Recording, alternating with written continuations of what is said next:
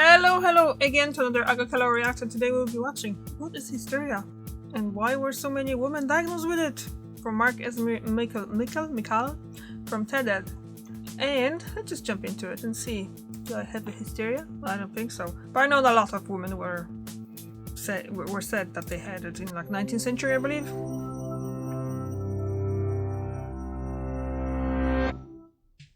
Do you ever feel tired, overwhelmed, nervous, depressed? Do you have headaches, dizziness, cramps, difficulty breathing? From 300 BCE to the early 1900s, if you answered yes to these questions, and you had a uterus, a European or American doctor would likely diagnose you with hysteria.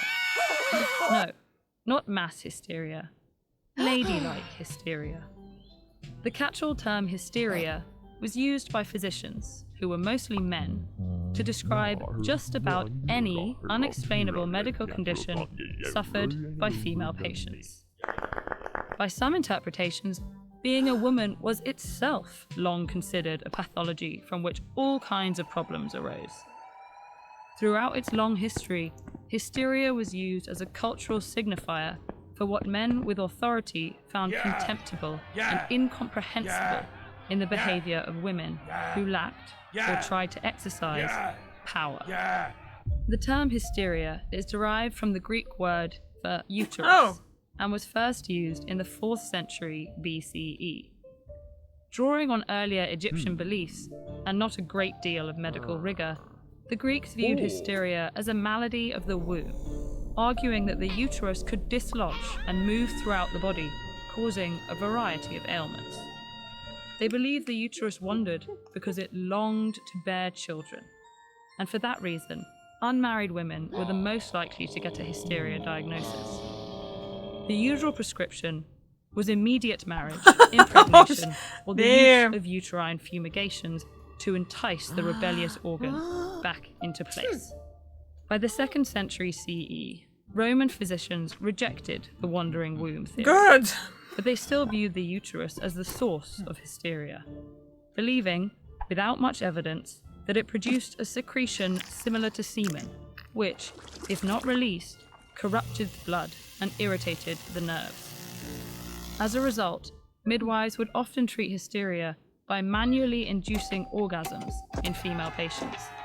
By the late Middle Ages, Christianity had spread throughout Europe, and its influence had likewise infiltrated Western medical practice. Physicians started to posit that hysteria was a malady not of the womb, but of the soul, and reflected satanic influence. Doctors continued to dismiss women's symptoms and pain, now misogynistically shifting the blame to their supposed inherent weak wills and susceptibility to sin.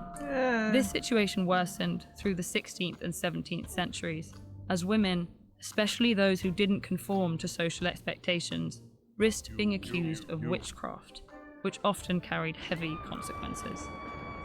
In late Victorian Europe and North America, some medical doctors started arguing that hysteria's true origin lay not in the body or soul, but rather in the mind. Middle-class women, facing intense demands of social respectability and strict codes of sexual conduct, were often referred to nerve doctors, who'd use isolating and unfounded rest cures to treat any emotional and psychological distress. When writing her semi-autobiographical short story, The Yellow Wallpaper, Charlotte Perkins Gilman drew from the distressing treatment she underwent for her so-called hysterical tendencies. The narrator, suffering from what would now likely be diagnosed as postpartum depression, describes being confined alone in an attic and being denied any intellectual activity, including reading or writing. Around this same time, Sigmund Freud was rising to fame. He believed hysteria, like other nervous conditions, was caused by repressed emotional trauma. His treatment required drawing these memories out of the unconscious so they could be acknowledged and addressed. Freud also dismissed the idea that hysteria was unique to women. Belief in male hysteria became prominent during and after the First World War, but was framed as the more masculine sounding shell shock. Over the 20th century, the term hysteria was slowly replaced by specific, less gendered diagnoses, including anxiety, depression, PTSD, and epilepsy. And hysteria was officially removed from the Diagnostic and Statistical Manual of Mental Disorders in 1980. Only 1980? Today, most scholars argue that the blanket disease, hysteria, was always a figment of doctors' imaginations. Yep, but yeah. As outright medical sexism declined, so did its diagnosis. Nevertheless, its legacy reflects Western medicine's long, storied, and ongoing history of misattributing and trivializing women's pain. Will you look back on your life with fondness or regret?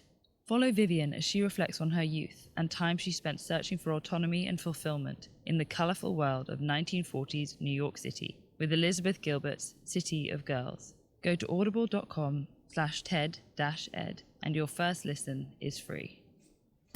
Interesting. Very interesting, I tell you guys. So what do you think about it? Because I really think that all that hysteria talk from the doctors back in the day, that was just literally, it's just their imagination just came out from nowhere and just blame everything. Women have probably had actual problems, like the woman that had the postpartum depression, or problems proper like really bad cramps, or during their periods, or like terrible menopause or something like that. It's all gonna be, and everything would be lumped up together and called hysteria. So yeah. Alright, thank you very much for watching, and I see you tomorrow. Bye.